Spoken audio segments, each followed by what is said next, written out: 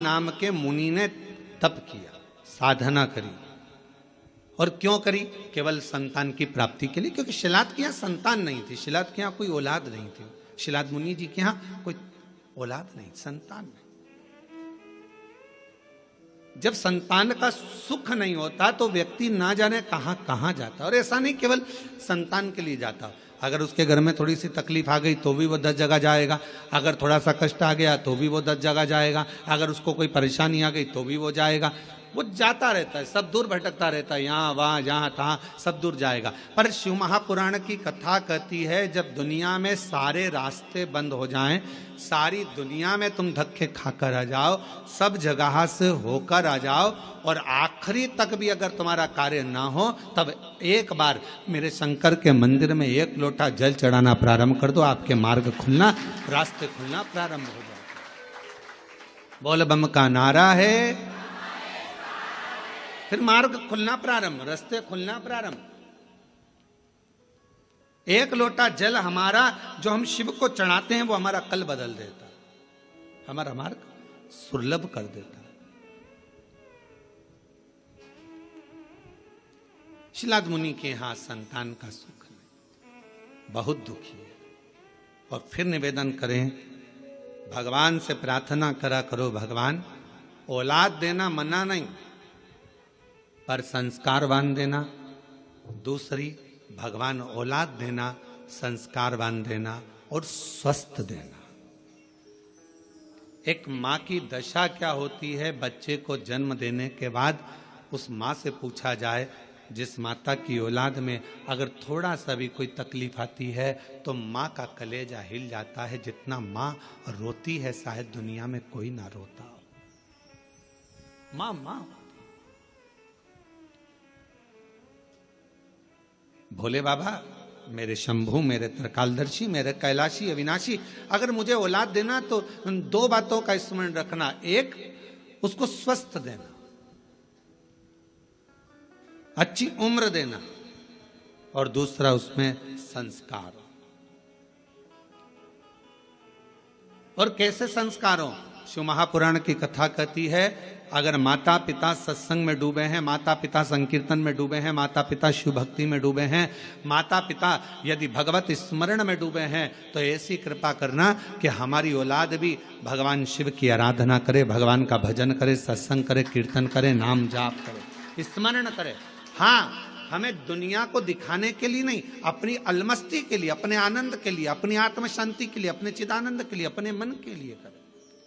अभी आप कथा किसके लिए सुन रहे हो? तो कहा, कोई माता बैठी होगी अपने बेटे के लिए कथा सुन रही होगी, कोई अपने पति के लिए सुन रही होगी, कोई अपने पत्नी के लिए सुन रहा होगा, कोई अपने रिश्तेदार के लिए सुन रहा होगा, कोई के यहाँ धन की कमी होगी, कोई वैभव की कमी होगी, कोई संपदा की कमी होगी, कोई संतान की कमी होगी, और कोई ऐसा भी होगा जिसको मन में होगा अपने कोरबा में कथा चल रही है, बस कथा हो रही है, कुछ भी हो जाए, एक दिन, एक क्षण, एक पल बस दर्शन हो जाए, कथा तो अपनी जगह पर है, पर कैसे ना कैसे परमात्मा की अविरल भक्ति प्राप्त हो जाए।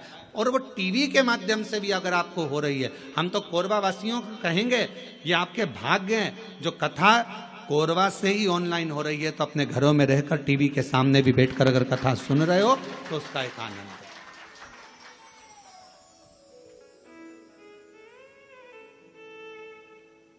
इस तत्व को अगर श्रवण करने का सौभाग्य मिल रहा है तो बाबा को धन्यवाद दीजिए। और कथा के मध्य में सोमवारी भी पड़ रही है सावन की।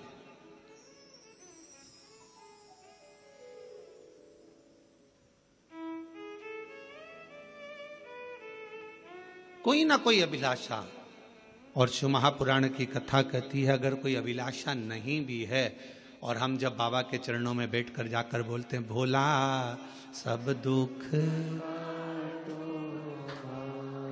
ओ भोला सब दुख काटो, तो शिव महापुराण की कथा कहती है, जब हम भगवान की कथा में जाकर बैठते हैं, भगवान की कथा में पहुंचते हैं और अपने मुख से कहते हैं बाबा सब दुख काटो महारा, अपने सम्मुख में जो दुख आने वाला होता है, तकलीफ आने वाली होती है, कष्ट आने वाला होता है, कोई परेशानी आने वाली होती है, जब हम 5-7 दिन बाबा की कथा को अपने हृदय में बिठा लेते हैं तो धीरे धीरे धीरे धीरे वो परेशानी जो आने वाली होती है वो भी कट जाती है, शिव की उदारता से, शंकर की करुणा से। शिलाद मुनि के जीवन में यह घटा है।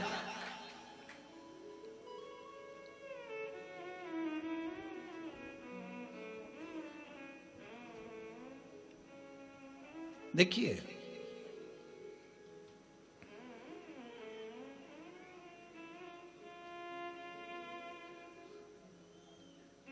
शिलाद मुनि, धर्मपत्नी ने कहा कि औलाद का, शिलाद मुनि ने सोचा कि मेरे वंश में, मेरे परिवार में, मेरे कुटुंब में आगे चलकर तर्पण, पिंडदान, तिलांजलि कौन करे, कोई यही नहीं। तब करा, और पहले शिलाद मुनि ने भगवान शिव जी का तप कर कर भगवान शंकर से वर प्राप्त करना चाहा। शंकर भगवान को आप बुलाना चाहते हो, वो आएंगे, बिल्कुल सरलता में आएंगे और बड़ी सहजता में आएंगे। पर मेरे शिव जी कभी भी अपने असली स्वरूप में नहीं आते। अच्छा एक बात बताओ रे कोरबा की जीजियों, अगर मेरे शंकर भगवान जटा लगाकर, गले में सांप डालकर, चंद्रमा लगाकर, भस्म लगाकर, त्रिपुंड लगाकर, 3 नेत्र रखकर तुम्हारे दरवाजे पर आकर खड़े हो जाएं और तुम्हारी बेल बजाएं, घंटी बजाकर कहें लीला, अरे ओ कमला,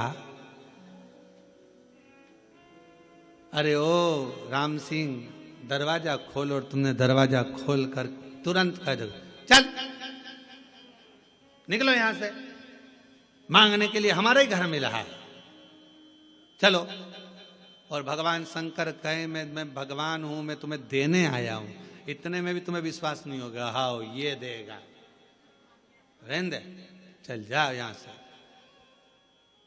शिव जी कहते हैं मां पार्वती जी से, जैसे जैसे सतयुग जाता है, त्रेता युग जाता है, द्वापर जाता है, कलयुग जैसे बढ़ता चले जाता है, जैसे कलयुग में कलयुग की वृद्धि होती चली जाती है, बढ़ते चले जाता है, और कलयुग के लोग जितने ठाट से रहना आप जानते हैं, तो शंकर भगवान कहते हैं मैं अपने असली स्वरूप में कलयुग में कभी नहीं जाता, मैं अपना रूप बदलकर किसी ना किसी का रूप रखकर जाकर उसका दुख काट देता हूं, उसकी तकलीफ काट देता हूं।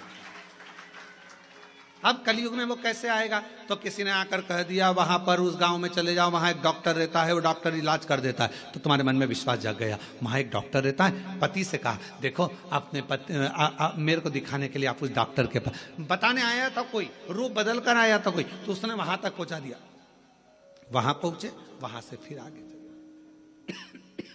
फिर आगे